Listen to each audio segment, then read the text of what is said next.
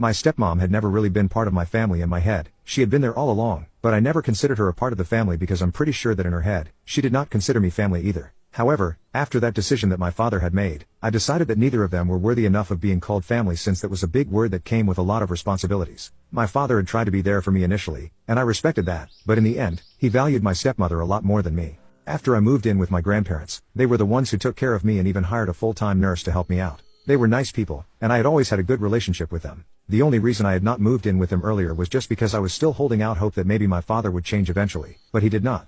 Tough luck for me.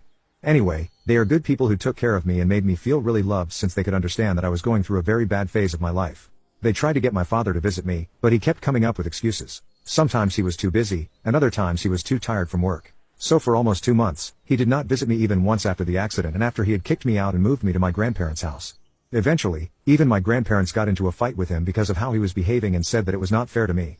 So my father decided to tell them that he had no intention of getting back on good terms with me anytime soon, because apparently, my stepmom did not approve of me anymore and had given him an ultimatum to choose between her or me.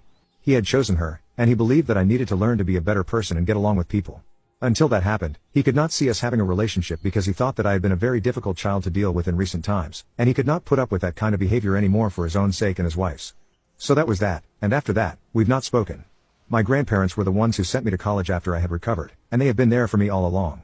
2 years have passed since then, and I'm going to graduate in 1 year now.